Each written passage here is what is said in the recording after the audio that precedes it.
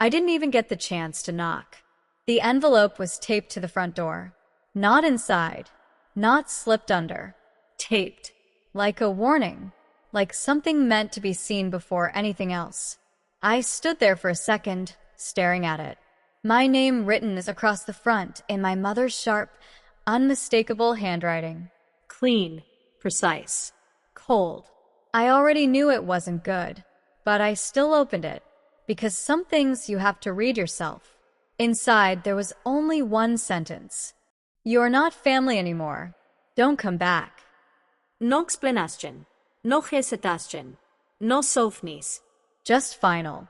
The kind of sentence that doesn't leave space for questions. I didn't move, didn't react, just stood there, holding the paper as the words settled into something real. Then slowly, I looked up, through the living room window, and that's when I saw them. My sister was laughing, head tilted back, glass in her hand, champagne. The same champagne I had sent 2 days ago for my mother's birthday. The same bottle she told me was too expensive and unnecessary. Now it looked perfect in her hand. Appropriate. Right. My mother stood beside her, smiling, relaxed, happy, like nothing was missing, like I had never been there to begin with. That's when I understood.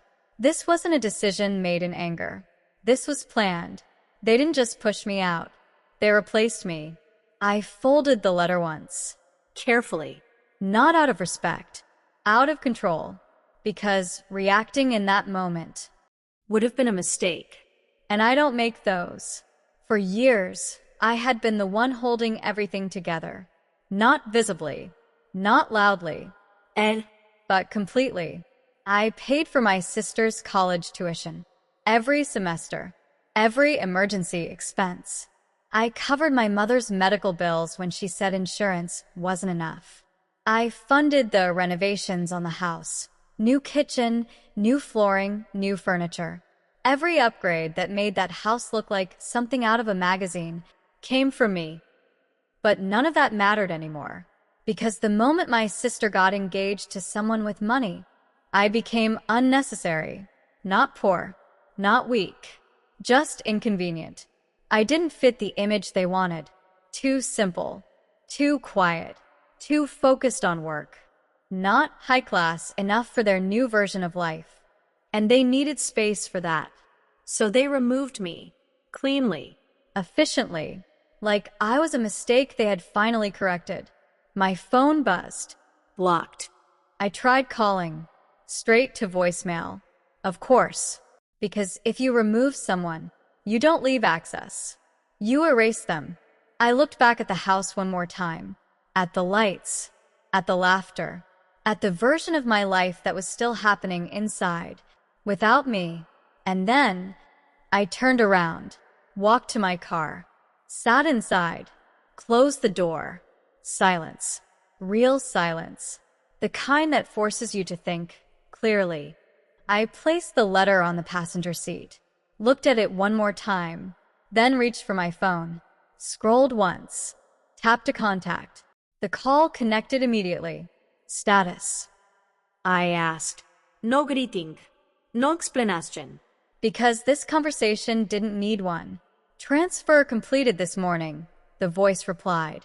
The property is now under your holding. I leaned back slightly, closed my eyes for a second, because there it was. The part they didn't know. You're sure? I asked. Fully verified, he said. The previous loan default triggered the sale. You've acquired the entire estate through the bank. Legally, the current occupants have no ownership. A pause. Then, they're technically trespassing. I opened my eyes, looked straight ahead. Calm. Controlled. Final. Good, I said, and ended the call, because now everything had changed. You see, my mother didn't just upgrade her life. She took a loan, a massive one, to maintain an image she couldn't afford. And she used the house as collateral. The same house she thought she owned. The same house she just removed me from. But what she didn't realize was that when the bank moved to reclaim it, I moved first, not to save it, to own it, Completely. quietly, irreversibly. They thought they had finally cut the anchor loose. They didn't realize I wasn't the anchor. I was the ship. I didn't go back the next day, or the day after that. That was intentional, because power isn't about reacting. It's about timing, and timing changes everything. A week later, the house was brighter than usual. Lights everywhere. Music flowing through open windows. Cars lined up along the street like a quiet announcement. The engagement party. Of course it was. Because they didn't just replace me. They upgraded the story. And tonight, they were celebrating it. I pulled up slowly. Not in the old car they used to complain about, but in a black executive sedan. Clean. Minimal. Controlled. The kind of arrival that doesn't ask for attention. It commands it. The driver stepped out first. Opened the door. I stepped out. Calm. Precise. No ruse. Because I wasn't arriving as a guest. I was arriving as something else. The music softened slightly as I walked toward the entrance. Not because it stopped, because people noticed. That's how presence works. It doesn't interrupt. It shifts. I reached the door, and before I could even touch it, it opened. My mother stood there, perfectly dressed, carefully composed. Until she saw me. Her expression snapped instantly. You, she said, stepping forward. What are you doing here? No worms. No hesitation. Just rejection. I told you, she continued, her voice dropping lower but sharper. You are not welcome here. Guests behind her turned slightly, listening without looking, because moments like this travel fast. You're going to ruin everything, she added. I didn't respond. I didn't argue. I didn't explain, because none of that was necessary. Instead, I reached into my bag, pulled out a folder, and handed it to her. Clean. Structured. Final. She looked at it, Confused. annoyed. What is this? She asked. Read it, I said. Calm. Flat. Certain. She opened it, slowly, like the action itself might change what was inside. It didn't. Her eyes moved across the page. Then again, slower this time, because now, understanding was starting to replace confidence. What is this? She asked. But her voice had already changed. Less sharp, less certain. The ownership documents, I replied. Silence. Because now, the words had weight. That's not possible, she said. Of course. That's always the first response. Denial. Because belief doesn't break instantly. It cracks. This house, I continued, was collateral on a loan you couldn't maintain. Another pause. Longer. Because now, she remembered. Not the decision. The risk. The bank released it, I said. And then, I bought it. The words didn't land loudly. They didn't need to. They settled. Heavy. Permanent. Behind her, the room had gone quiet. Not completely, but enough. Because now, something was wrong. What are you saying? My sister's voice came from inside, sharper, louder. She stepped forward, still holding her glass, still dressed for celebration. Until she saw me. You're not supposed to be here, she snapped. I know, I said. And I meant it, because I wasn't there as family. Another pause, because now, they didn't understand. Not yet. You said I'm not family, I added. Soft. Controlled. Accurate. I took a step forward, not into the house, into the moment. So, I came as something else.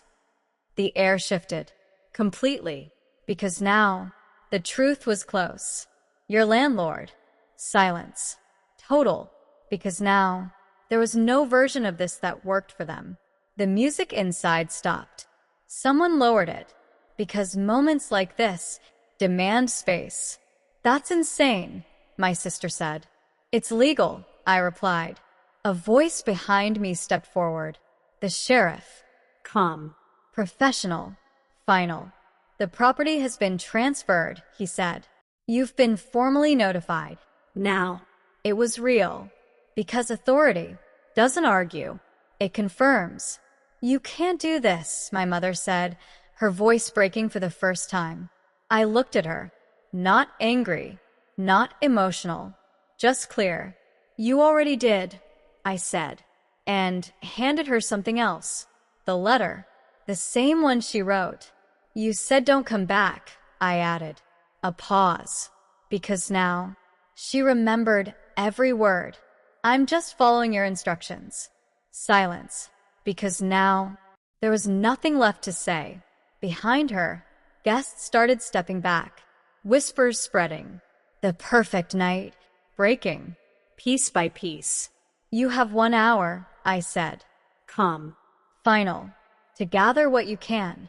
Another pause. Because timing still mattered. And then you leave. My sister stepped forward. Angry. Desperate. This isn't fair. I looked at her.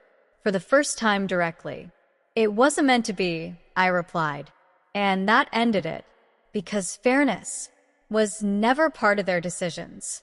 The sheriff stepped in. Process began.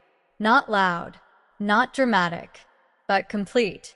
I turned, walked inside, past the decorations, past the people, past the version of a life they tried to build without me.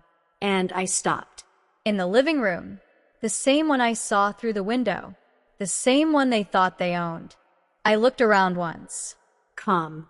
Still, because now, everything was exactly where it belonged. Behind me, voices rose. Movement, chaos, reality. And I didn't turn around, because I didn't need to. I walked to the door, closed it, and the lock clicked. This time, it was mine.